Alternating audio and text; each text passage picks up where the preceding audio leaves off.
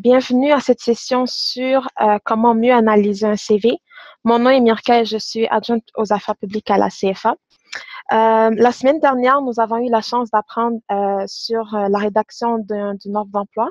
Et aujourd'hui, c'est un peu la suite des choses avec comment mieux analyser un CV présenté par Accès Emploi. Tout d'abord, je vais passer par quelques petits détails techniques. Si vous avez de la difficulté à m'entendre, je vous invite à le manifester via l'option Q&R qui se trouve au bas de votre écran.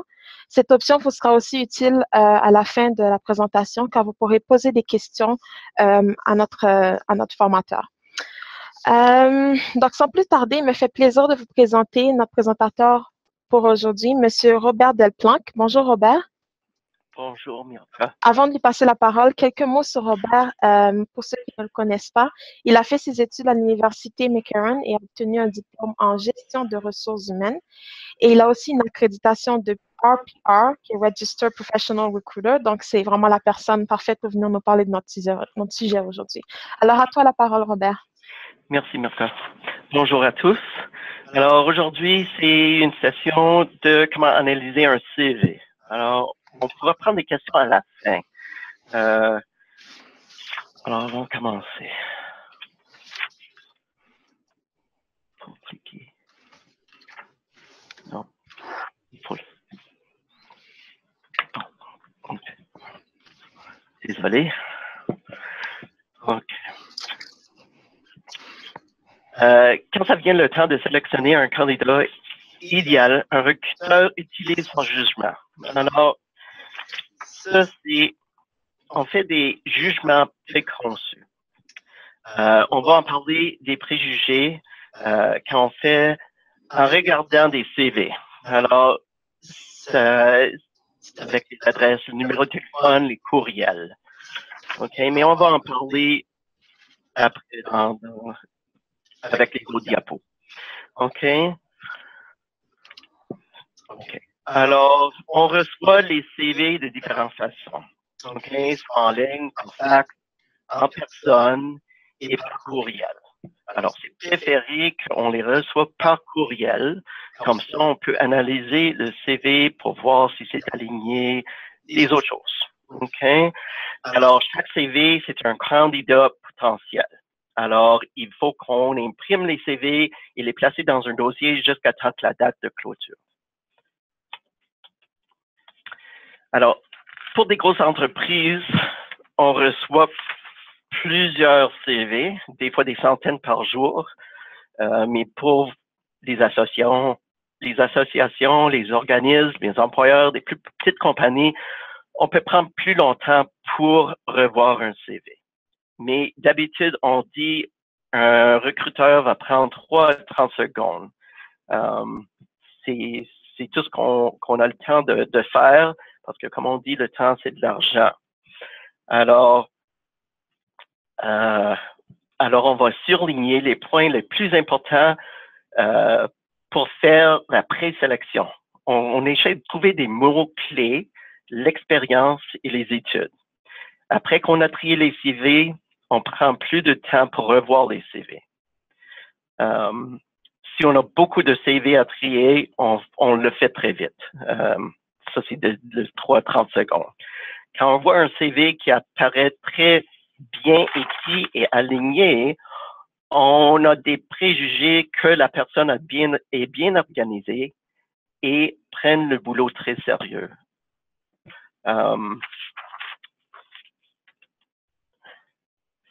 Alors,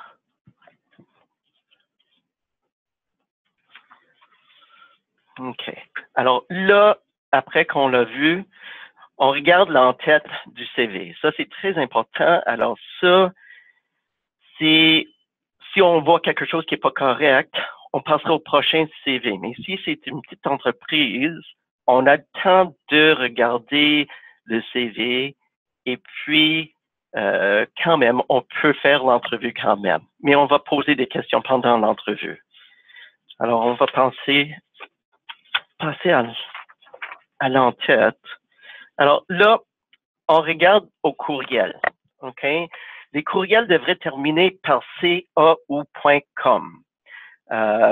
peu n'importe quel fournisseur de courriel, on veut que ça finisse en .ca.com. Si on voit .fr pour France, .it, Italie, .es, pour Espagne, c'est juste des exemples, on va penser peut-être que le candidat est en voyage avec un permis de travail.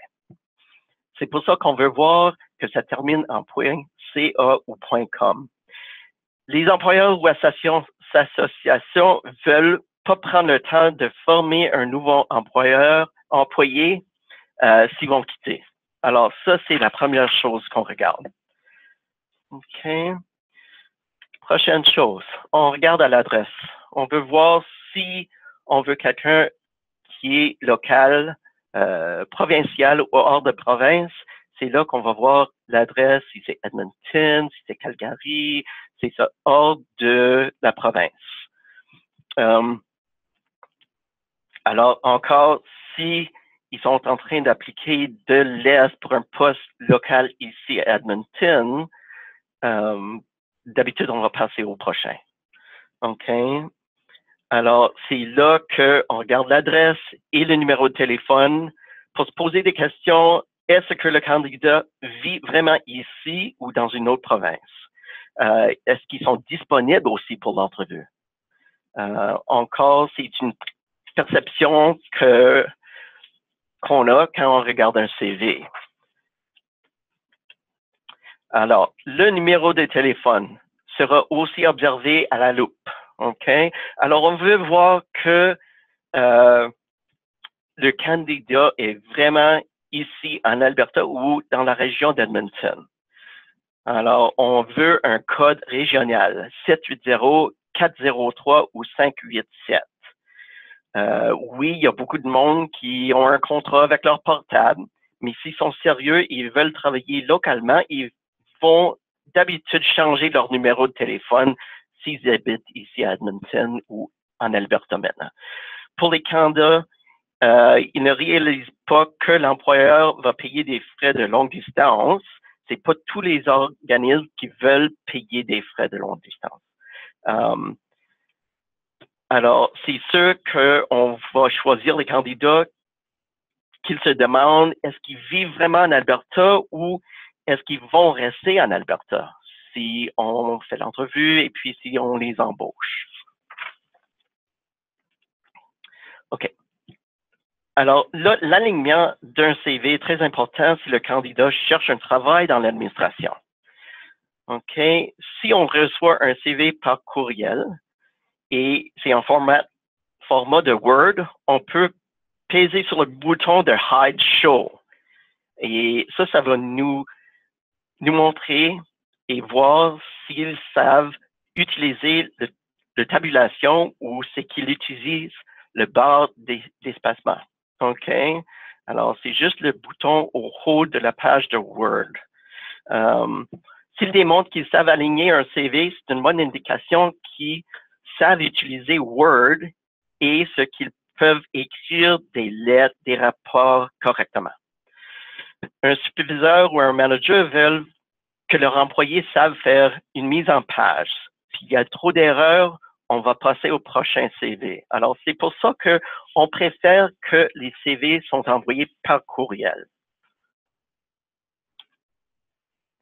OK. Alors, les deux premières lignes de chaque catégorie de l'emploi est les plus importantes. OK. D'habitude, on peut déterminer l'expérience d'un candidat avec les deux premières lignes de chaque catégorie. Si ça prend plus que deux lignes, le candidat n'a pas pris le temps de bien faire leur CV, de cibler leur CV. Alors, ça, c'est une chose qu'on cherche. Sommaire des qualifications. Alors, les recruteurs cherchent le facteur « wow » qu'on dit. C'est une raison de prendre plus longtemps pour lire le CV. On va continuer à lire le CV s'il y a quelque chose qui nous intéresse. On cherche les années d'expérience, s'ils ont géré plusieurs projets, des choses comme ça.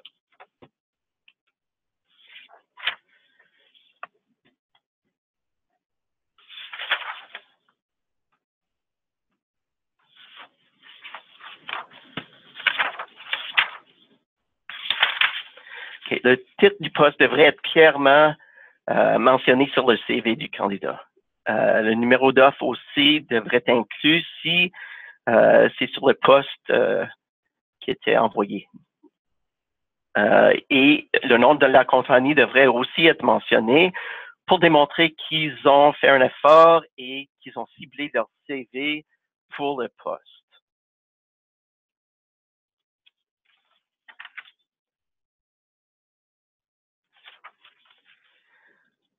Alors, l'expérience de travail, l'employeur veut voir que le candidat a l'expérience pertinente au poste ou que l'expérience de travail est transférable.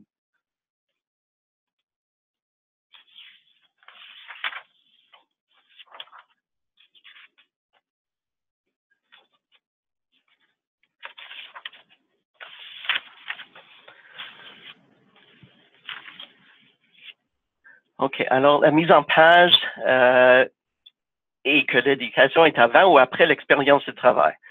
Alors, c'est que si ils viennent juste de terminer l'éducation, ça va venir en premier pour démontrer qu'est-ce qu'ils ont fait, quelles sortes de cours qu'ils ont pris, des fois aussi des projets qu'ils ont fait avec différentes compagnies pendant leurs études.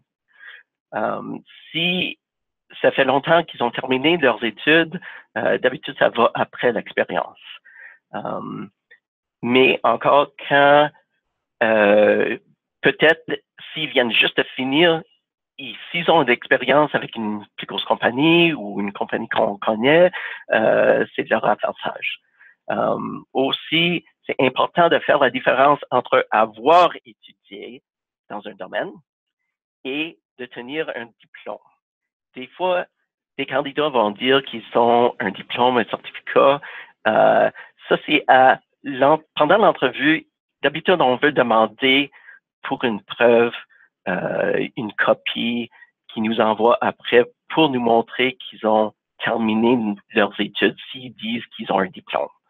Alors, s'ils ont étudié, juste avoir étudié, c'est bien quand même parce qu'ils ont fait quelques cours. Peut-être que c'est pas terminé encore, mais peut-être qu'ils ont assez d'expérience pour prendre le poste.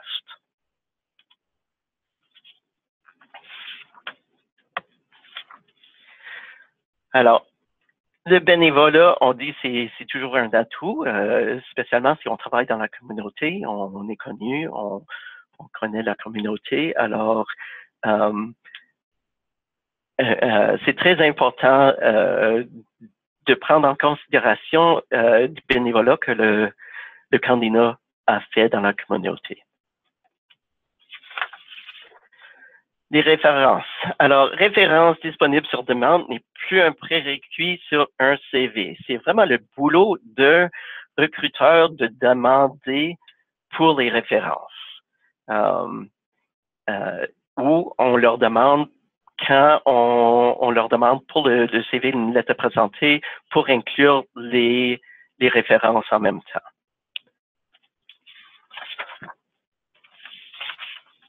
Les lettres de présentation, c'est vraiment un test pour voir comment ils écrivent, si le candidat, ils savent aligner une page, écrire des lettres assez professionnelles.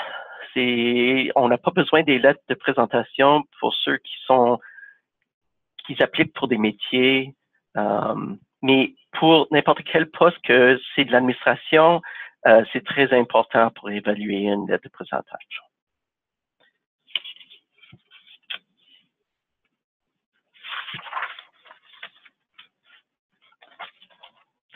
Bon, ça termine juste comment analyser. C'est pas qu'est-ce qu'on fait pendant l'entrevue, mais ça, c'est juste pour voir comment c'est pour analyser un CV.